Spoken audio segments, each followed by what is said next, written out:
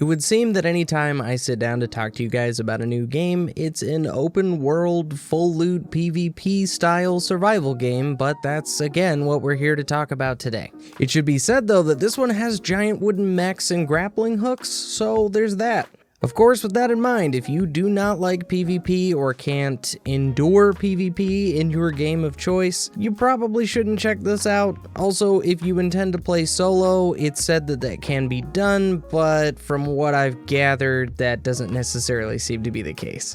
Last Oasis was recently released on Steam in early access, but pretty soon after the servers had to come down for 7 days. Now I didn't get a chance to play the game before it shut down, and I can only really talk about what I know now, having looked into the game, as I can't play it for myself. And now, after watching hours of videos on YouTube about the game, I'm here to talk a little bit about it and why I think it's still something to be excited about despite some of these server issues. Yes, this is yet another open world, survival, full loot PvP game that I am talking about, and I know that that isn't for everyone, but Last Oasis does seem to be pretty self-aware about its genre being a survival game. You can safely log out at any time and protect your player, base, walker, whatever it is that you want to save. As long as you still have that stuff when you log out, it'll be there when you log in. A big problem with these kinds of survival games is that players can actually destroy everything you've built while you're at work or asleep. That said, anything you lose while playing the game is gone forever, so just something to keep in mind again for players who don't like that kind of content. You can actually even pack up and move your base at any given time, which does sound kind of weird, but this is because outside of the tutorial map you start in, every map that you enter will only exist for a period of time. This means that big clans of players will only be able to dominate a map for a certain amount of time, and because there are a ton of maps available, you can actually just leave a map if players are giving you a hard time. Just be careful where you go, because some of the maps are actually home to large world bosses like a giant worm that you'll have to deal with, so just again keep that in mind. The lore of Last Oasis actually explains why these systems work this way pretty well. The planet that you're playing on is actually locked in place, resulting in a very hot and very cold portion of the planet. The only habitable part of the planet is smack dab in the middle, and that's where we'll be playing. Because resources are limited, everybody lives a nomadic lifestyle, and they're forced to leave in search of more resources, and this is actually why the walkers exist at all. They provide a source of storage, mobility, and eventually can even kind of become mobile bases. Rather than having you balance a ton of survival mechanics or bars that you'll have to fill up in order to stay alive, Last Oasis actually only has you manage your health, water, and stamina. Water not only keeps you alive, but acts as the resource to travel between different maps. Like a lot of these other massively multiplayer survival games, you will still be pretty reliant on crafting and gathering as a result of that. This means that while leveling up, most of the points you'll spend will be on different crafts to get better gear or better walkers.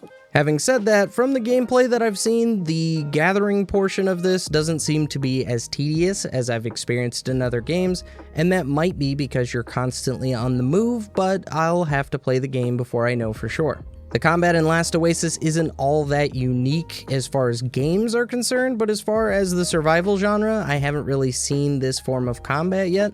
You will still mostly be just swinging a weapon like you do in these types of survival games, but instead of just swinging with left click and blocking with right click, you'll also have to put in some directional input from your camera in order to block a certain direction or attack a certain direction. This isn't a ton more exciting than what I've grown used to in these types of games, but it is a little bit different, and I didn't actually see if there's a dodge roll, but if blocking is responsive enough, this shouldn't be any kind of an issue. In response to the 7-day shutdown on Twitter, I expected that players would be pretty upset about this, honestly. They just paid for a game and now they can't access it, but I was pleasantly surprised to see that people are actually ready to wait the 7 days and get back into the game. Not only were the players who actually got into the game to experience it giving nothing but glowing reviews of the potential for this project, But the developers themselves have been completely transparent and have offered full refunds regardless of how long you've played their game. In addition to text posts on Twitter, they've also included a lot of dev videos directly explaining any of the issues that they run into, and I think it's a combination of all of these things as to why players aren't really ready to refund and give up on the game. And I only take the time to go over this aspect of Last Oasis because I feel like there are a ton of early access games on Steam, and none of the developers ever seem to handle it quite the way that they have, and this is exactly how you should do it, at least in my opinion.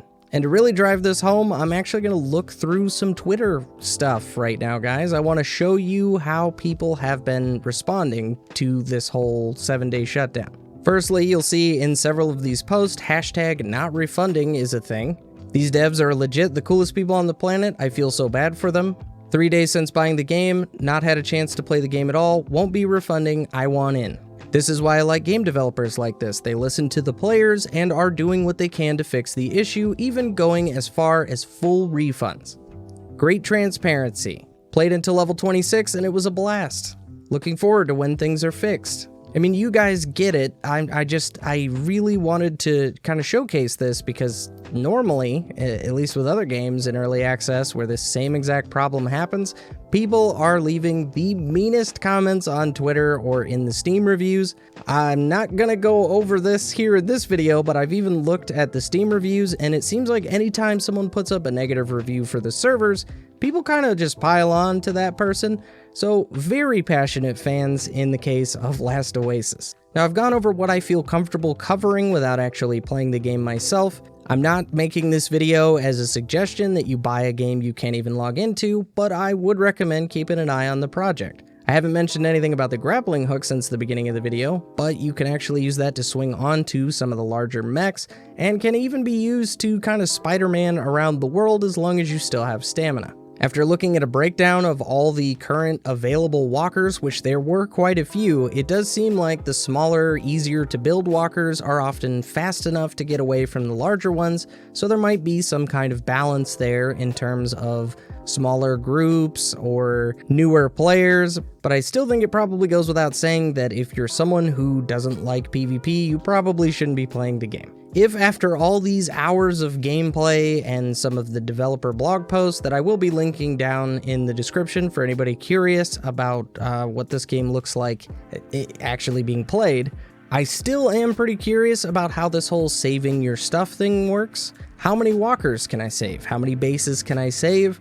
Because if it's unlimited, or if there's several slots to fill, you could probably get away with setting yourself up for several nights of gameplay, expecting to lose everything, and it wouldn't be the end of the world. All too often in those kinds of games, I lose everything, and it really just takes the wind out of my sails, but if I could prep a second base, or additional armor, or a backup walker, that would definitely change things, at least from my perspective. Despite having said that this is probably a party-based game, I will still probably try to play it solo just to see if that's a thing that can even happen. But again, as of right now, I wouldn't hold my breath. Anyway guys, just very excited about Last Oasis, wanted to talk to you all about it, and hopefully, once the servers are back up, we might even be able to play the game a little bit together. To anyone out there who watched this or any other one of my videos, thank you very much, and I will see you in the next one.